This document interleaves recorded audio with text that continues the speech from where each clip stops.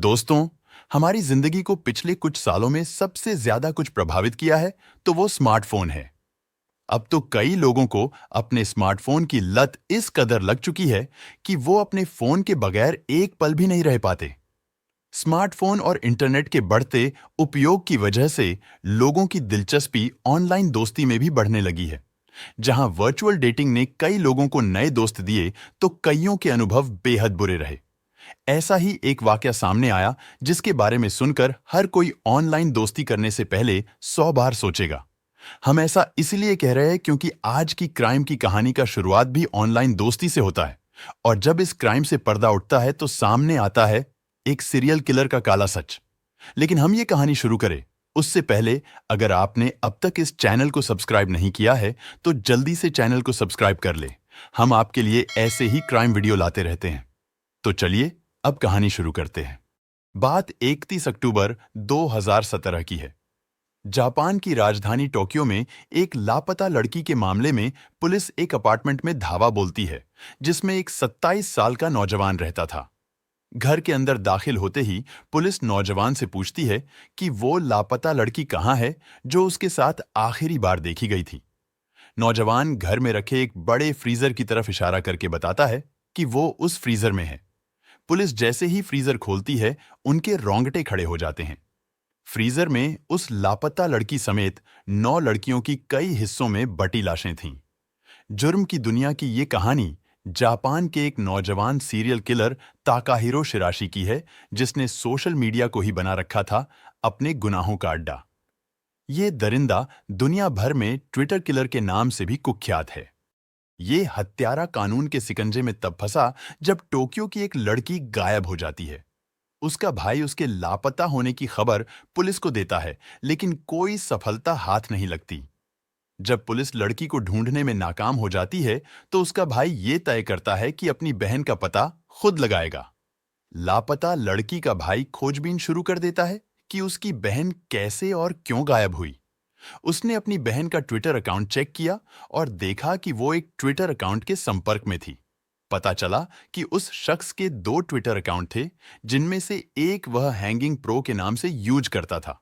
खोजबीन में भाई को अपनी बहन की चैट भी मिलती है, जिसमें वो किसी के साथ बाहर मिलने की बात कर रही होती है। जब भाई उस शख्स के ट्विटर प्रोफाइल को चेक करता है तो वह ताकाहिरो शिराशी नाम के शख्स का निकलता है। इसके बाद भाई पुलिस से संपर्क करता है और शिराशी के घर के आसपास के सीसीटीवी फुटेज को चेक करने की गुजारिश करता है। जब पुलिस सीसीटीवी चेक करती है तो उसमें पुष्टि होती है कि लापता लड़की 23 अक्टूबर को शिराशी के साथ ही आखिरी बार देखी गई थी। और उसके बाद पुलिस शिराशी के फ्लैट में छापा मारती है। फ्लैट में एक अजीब गंध थी जिससे चक्कर आने लगते थे। इस फ्लैट में बहुत सी डरावनी चीजें थीं और किसी तरह जब फ्लैट की तलाशी ली गई तो लाशों की हड्डियों के 240 टुकड़े अलग अलग बक्सों में रखे हुए पाए गए। और इसलिए इस मकान को हॉरर हाउस कहा जाने लगा, जहां 15 से 23 साल की उम्र की 8 लड़कियों और एक लड़के की लाशों के टुकड़े बरामद हुए थे। शिराशी घर पर पुलिस को देखते ही खुद को सरेंडर कर देता है। पड़ोसियों ने बताया कि शिराशी के घर से मांस सड़ने की दुर्गंध तो आती थी, लेकिन उन्हें किसी अनहोनी का शक नहीं था, क्योंकि वह निहायत शरीफ लड़का था जो हमेशा लोगों की मदद करता था। शिराशी ने 9 लोगों की हत्या और टुकड़े टुकड़े करने की बात कबूल कर लिया। हत्याओं को करने से पहले शिराशी ने अपने पिता से कहा था कि उसके जीवन का कोई अर्थ नहीं और घर छोड़कर एक अलग मकान में रहने लगा था। शिराशी ने दावा किया कि हत्याएं करने का उसका मकसद सिर्फ सेक्स था। वो अपनी कल्पनाओं को पूरा करने और अपनी नाकामी यादों को मिटाने के लिए उनका यौन उत्पीड़न करता था और अपने गुस्से को निकालने के लिए उनका कत्ल करता था। वो ट्विटर के माध्यम से ऐसे लोगों से संपर्क करता था जो जिंदगी से उब चुके होते थे और आत्महत्या करना चाहते थे।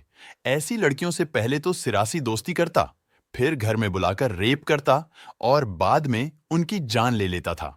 अब पुलिस के छापे के बाद अगले 5 महीनों तक सीरियल किलर ताकाहिरो शिराशी की मनोवैज्ञानिक जांच चलती रही और साइकाइट्रिस्ट की रिपोर्ट में कहा गया कि उसने ये कत्ल किसी बीमारी के चलते नहीं, बल्कि पूरे होश में किए हैं और उस पर कानूनी मुकदमा चलाया जाए।